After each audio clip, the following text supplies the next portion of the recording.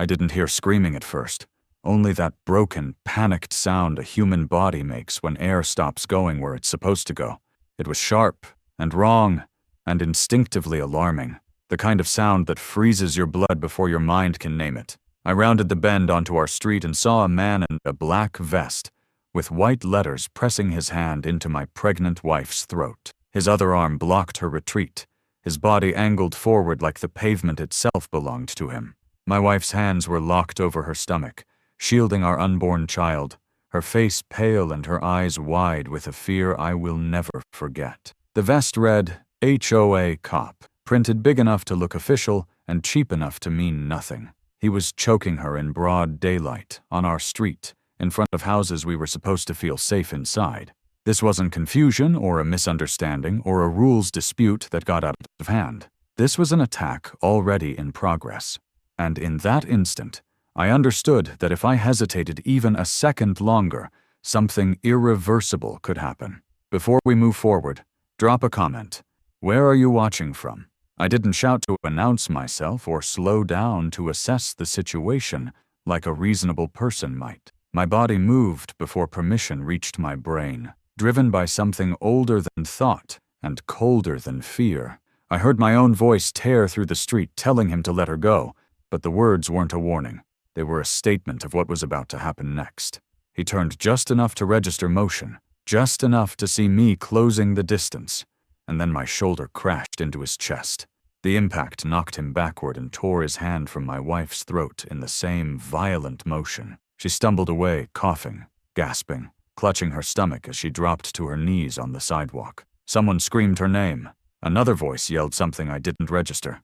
None of it mattered, because my attention never left the man who had just put his hands on my family. He recovered fast, faster than someone who should have been scared, and that told me everything I needed to know about why he was there. He barked an order at me and reached toward his vest like he expected a badge or a costume to save him. He said something about enforcement, about authority, about the HOA, but the words barely existed before my fist connected with his jaw.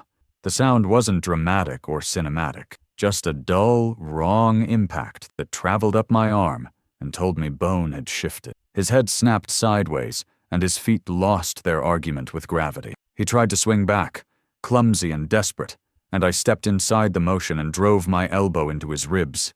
Once, then again. The second strike came with a sharp internal crack and a broken gasp as the air left his lungs all at once.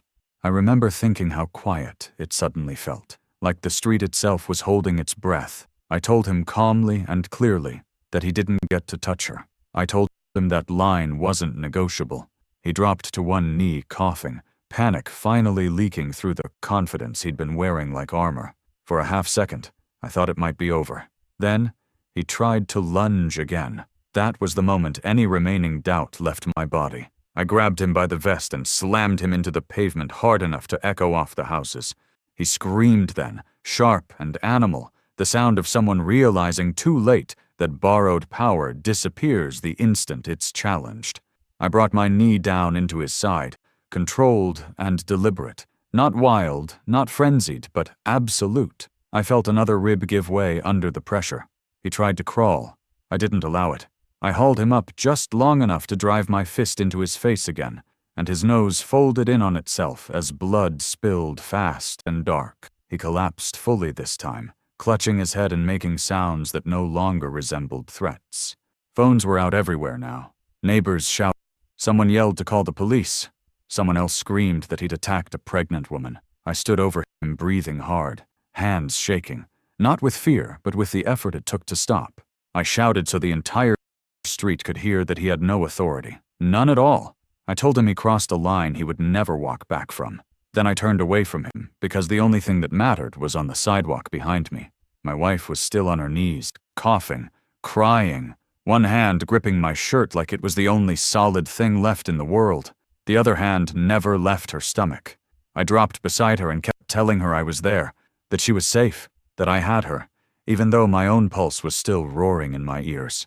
Sirens started in the distance, faint at first, then closer, stacking on top of each other until the street filled with sound and light. I looked back once at the man on the ground, broken and bleeding, his fake vest twisted and soaked, stripped of every ounce of pretend authority he walked in with. And as the red and blue lights washed over the houses and the neighbors, and the scene he never expected to lose control of, one thing became clear. This wasn't just an assault. This was the moment everything HOA Karen had been hiding finally cracked open. Before that moment on the street, before the vest and the hands and the sound my wife made when her airway collapsed, our life in that neighborhood had been quiet in the way people mean when they say safe. We moved there before anyone ever said the letters HOA out loud, before clipboards and notices and rules written by strangers found their way into mailboxes.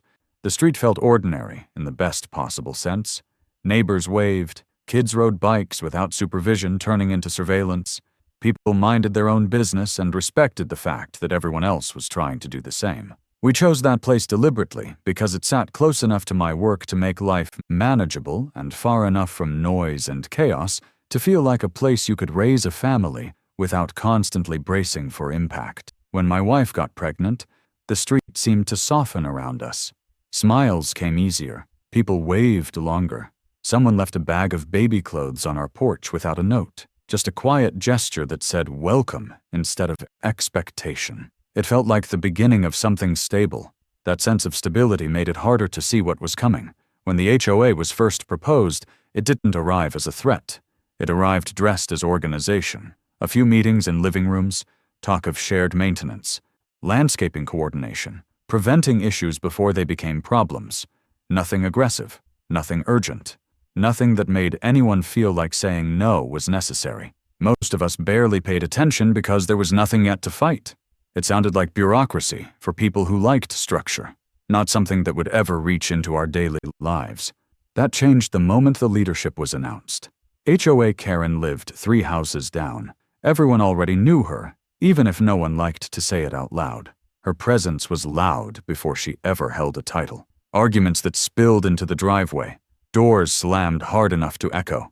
Police visits that neighbors pretended not to notice while never forgetting. Then the divorce. No children, no extended family around. Just a woman who seemed permanently irritated by the fact that the world continued without asking her permission. When she became HOA president, the reaction wasn't excitement. It was a quiet, collective tightening. People exchanged looks. Shrugs followed. Nobody challenged it. Nobody wanted to be the first problem. We stayed polite. That was important to us. We read the rules. We followed the notices. We didn't push back when minor things were mentioned, even when they made little sense. We assumed cooperation would keep attention elsewhere. That assumption turned out to be wrong. HOA Karen didn't respond to compliance the way reasonable people do. She responded to it like a challenge. She didn't like that we didn't struggle. She didn't like that we didn't argue. She didn't like that our house stayed calm while she seemed permanently unsettled. And she especially didn't like my wife. It started with looks that lasted a second too long, with comments that sounded harmless until you replayed them later. She stared at my wife's stomach whenever she saw her outside, her eyes lingering like she was counting something that didn't belong to her. Once, as my wife laughed on the porch while talking to a neighbor, HOA Karen walked past and said, "Must be nice," with a smile that never reached her eyes. Some people don't get everything they want. It wasn't said loudly. It wasn't said angrily. It was said carefully, like a warning wrapped in envy. The inspections followed soon after. Always our house. Notices with vague language that never listed a clear violation. Photos taken from angles that required stepping onto our property. Comments about safety concerns that had no solutions attached. It was pressure without purpose, friction without direction, designed to unsettle rather than correct. And it always happened when I wasn't home. My wife tried to brush it off. She's steady by nature, focused on the baby, unwilling to let someone else's bitterness define her days. She told me not to worry, that it was probably nothing, that Karen would get bored eventually. Karen didn't get bored. She escalated. The announcement came one afternoon, dropped into an HOA update like it was an upgrade instead of a threat. Enforcement services would now handle compliance. Not city officers, not deputies, not anyone with legal authority. Just hired men in tactical-looking vests meant to suggest power without actually possessing it. The language was vague. The purpose was not. It was about intimidation, about showing residents that resistance would now come with a physical presence. My wife read the notice and felt uneasy in a way she couldn't explain. I told her to call me if anyone ever showed up, no matter what. Neither of us imagined the call would never come because I'd arrive in the middle instead. Looking back, the assault wasn't a sudden break in behavior. It was the logical endpoint of a pattern that had been allowed to grow without resistance. HOA Karen didn't send that man to enforce rules. She sent him to enforce her, to remind my wife, and by extension me, that she believed control extended beyond paper and into flesh. She chose the timing deliberately. She chose the target deliberately. She chose a pregnant woman because she assumed vulnerability would equal silence. What she didn't account for was what happens when borrowed authority meets someone who refuses to accept it. That street taught me something I won't forget. Authority without accountability doesn't stay administrative for long. It looks for bodies. It looks for leverage. And it always reveals itself eventually, not through paperwork, but through the moment it overreaches and can't pull its hand back fast enough. HOA Karen didn't build her control through rules alone. She built it through ambiguity, through the kind of gray space where people hesitate because they aren't sure what's real authority and what's theater. The paperwork came first, layered and dull, written in language that sounded official enough to discourage questions, but vague enough to bend whenever she wanted. Notices cited sections nobody remembered approving. Fines appeared without clear violations attached.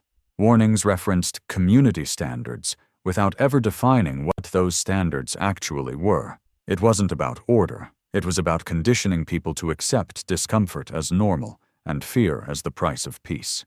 The structure itself was designed to insulate her. Committees that answered to her. Meetings scheduled at inconvenient times so attendance stayed low. Minutes summarized instead of recorded. Decisions framed as unanimous, even when no one remembered voting. Anyone who asked too many questions was labeled difficult. Anyone who pushed back was suddenly under inspection. Lawns measured, trash cans photographed, mailboxes scrutinized. The abuse wasn't loud at first. It was quiet, repetitive, and exhausting, meant to wear people down until compliance felt easier than resistance. What made it effective was how convincingly it mimicked legitimacy. HOA Karen spoke in procedural language, referenced policies, quoted sections that sounded real whether they were or not. She carried herself like someone used to being deferred to, and most people gave her that deference simply because no one wanted to find out what happened if they didn't. The power wasn't legal, but it felt consequential, and that was enough. Fear doesn't require permission to work. It only requires uncertainty. The introduction of enforcement was the pivot point. Up until then, the pressure had stayed administrative, letters, emails, meetings, but those tools have limits, especially when people start comparing notes. HOA Karen knew that. She needed something visible, something physical, something that would shut conversations down before they started. The solution she chose was theatrical authority. Men dressed to resemble law enforcement without actually being it. Tactical vests, radios, hard voices, enough intimidation to trigger instinctive obedience without crossing lines that would immediately invite scrutiny. The man she hired wasn't meant to solve problems. He was meant to be a message. Show up unannounced, stand too close, block doorways, speak in commands instead of requests, use phrases like enforcement and compliance instead of discussion, never explain, never clarify. Just apply pressure and leave before anyone could gather their footing. It worked because most people aren't prepared to challenge someone who looks official and acts confident, especially on their own doorstep. HOA Karen directed it carefully. She didn't target everyone. She chose households she thought were vulnerable or isolated, elderly residents who didn't want trouble, single parents already stretched thin, families who didn't attend meetings, people without the time or energy to push back. And when she turned her attention to us, it wasn't random. It was deliberate escalation. She waited until my wife was visibly pregnant. She waited until patterns had been established. She waited until she believed fear would do the work for her. Every visit followed a script. The timing always coincided with my absence. The language always referenced prior notices. The posture always implied consequences without stating them outright. It was intimidation designed to stay just short of obvious criminality, the kind that relies on silence and shame to survive. The moment someone documents it, the moment witnesses gather, the illusion collapses. HOA Karen understood that risk, which is why she counted on isolation. She didn't expect a public confrontation. She didn't expect resistance. She didn't expect accountability. What she underestimated was how quickly abuse reveals itself once it crosses from paper into flesh.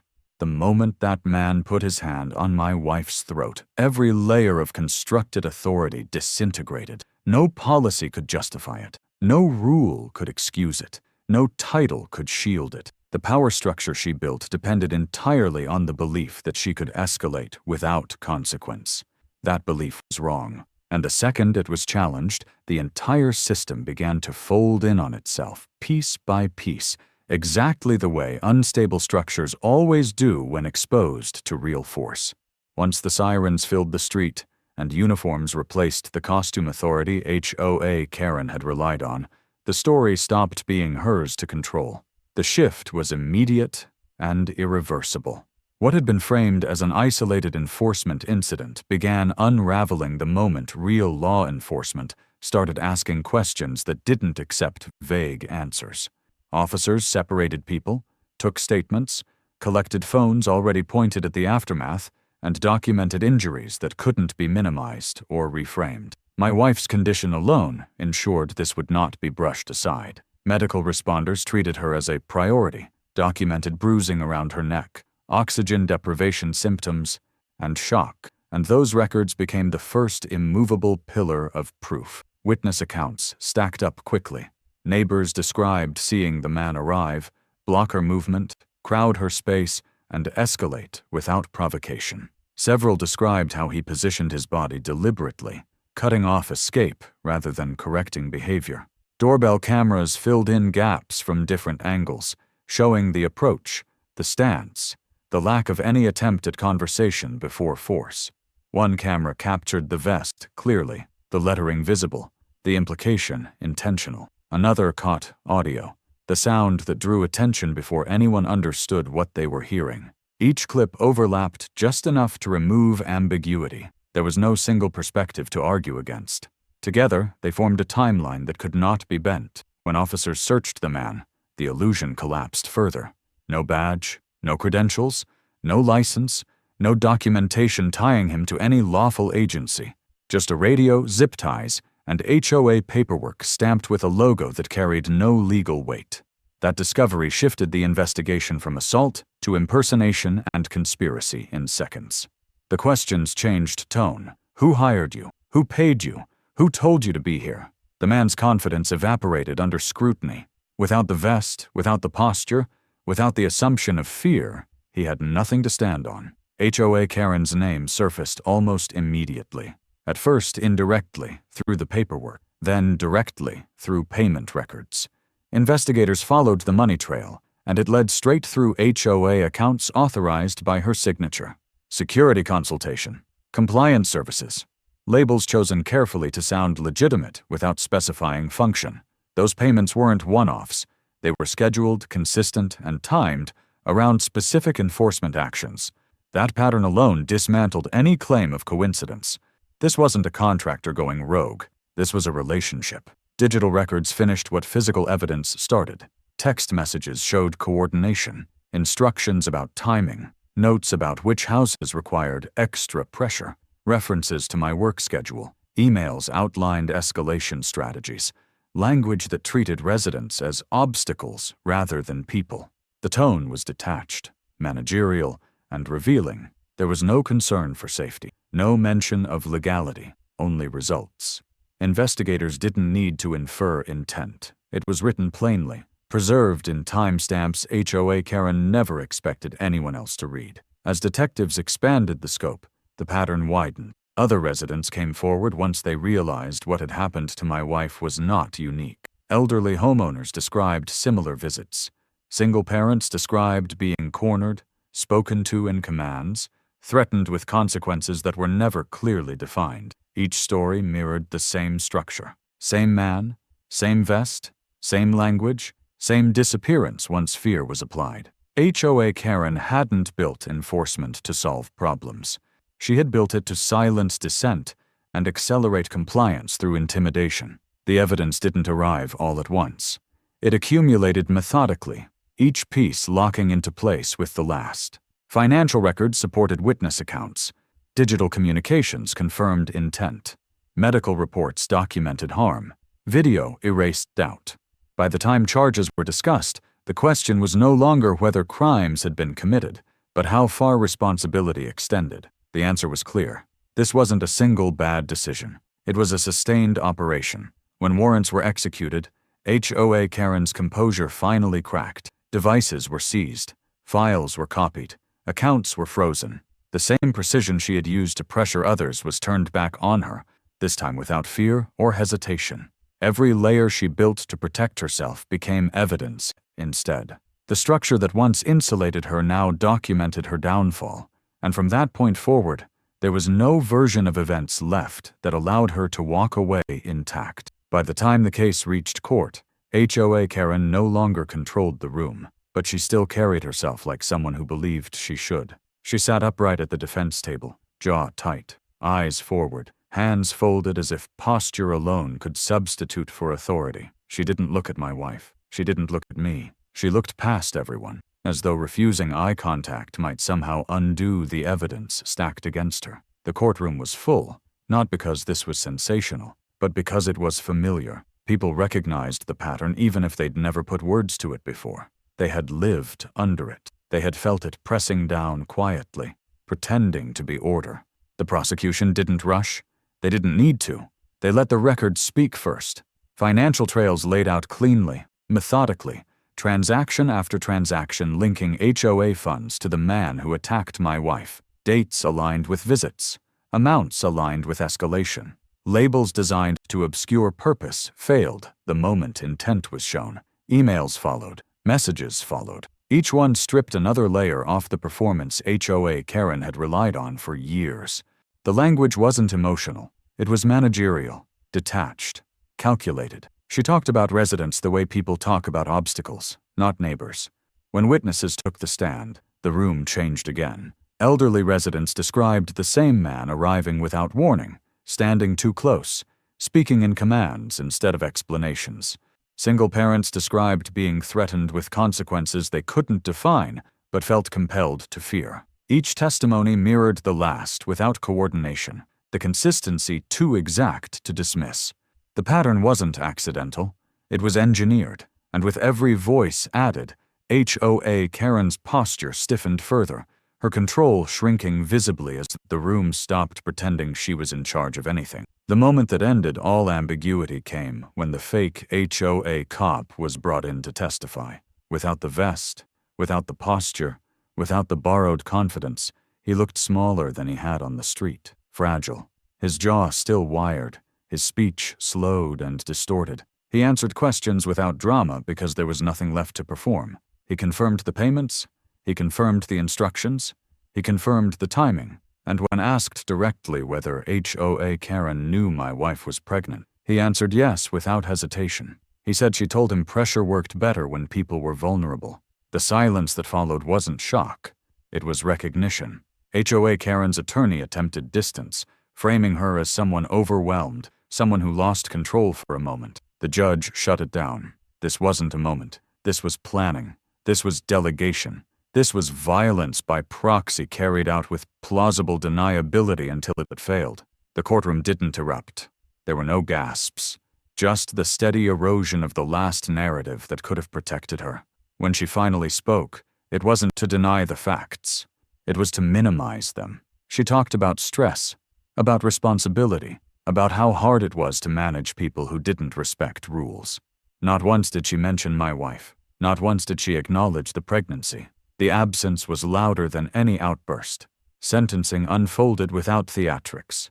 The judge listed the charges, the intent, the harm, and the pattern. Each word carried weight because none of it needed embellishment. The man who attacked my wife was sentenced first. The term was long enough that he stopped nodding halfway through. No early release.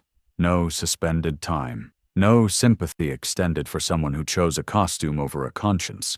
He was led away without protest, already shrinking into irrelevance. Then it was HOA Karen's turn. She stood when told, spoke when allowed, still trying to frame herself as misunderstood, as targeted, as someone whose authority had been unfairly questioned. The judge didn't raise her voice. She didn't need to. She dismantled that frame piece by piece, describing how authority is defined by accountability, not fear, and how leadership does not include the right to terrorize. The sentence was delivered clearly, deliberately, and without apology. No probation, no reduced term, no pathway back into influence. The HOA charter was voided, every fine ordered refunded, every lien erased, her name removed from every position she had ever held. Outside the courthouse, there were no supporters waiting, no statements prepared, no one rushing forward to shield her from consequence.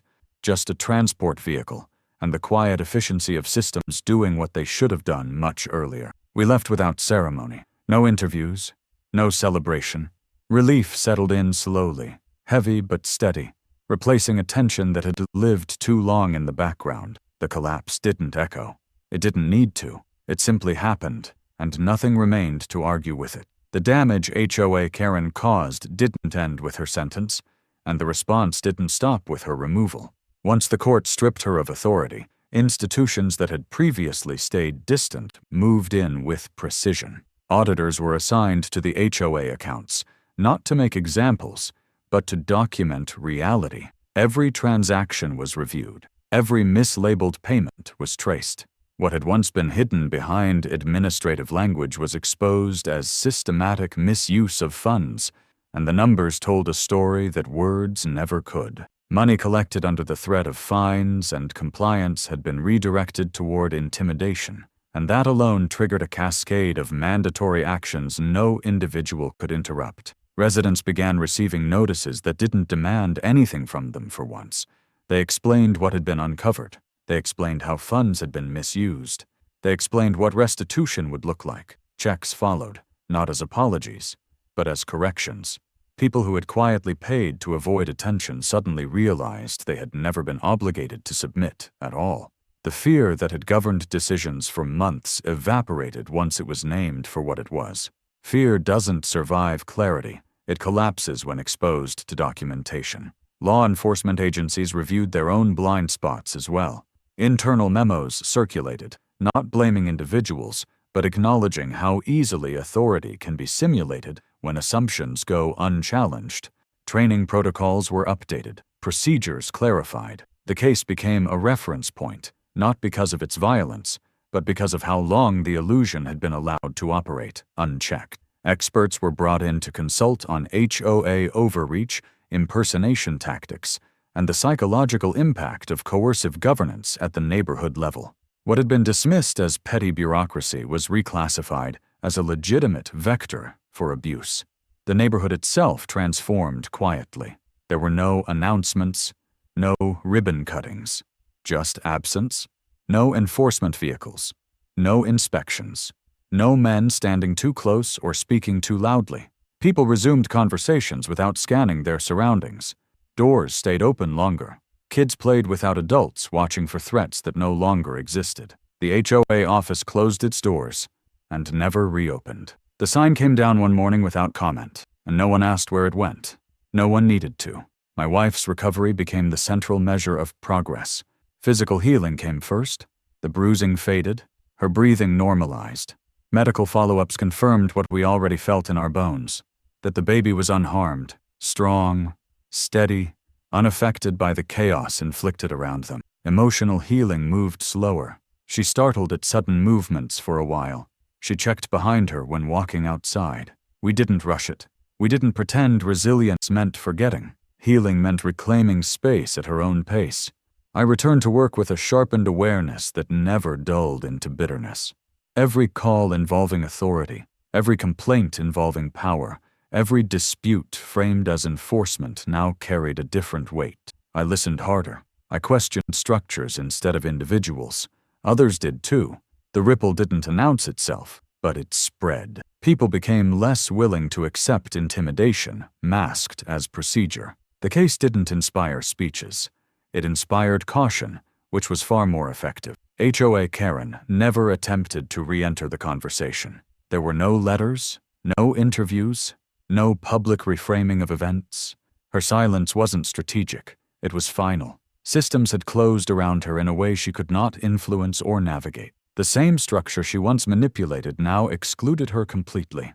Authority moved on without her, which was the most precise form of retaliation possible. We never went back to that street, not because we were afraid, but because nothing there belonged to us anymore. The house sold quietly without signs or announcements, keys exchanged without ceremony, a chapter sealed without the need for closure conversations.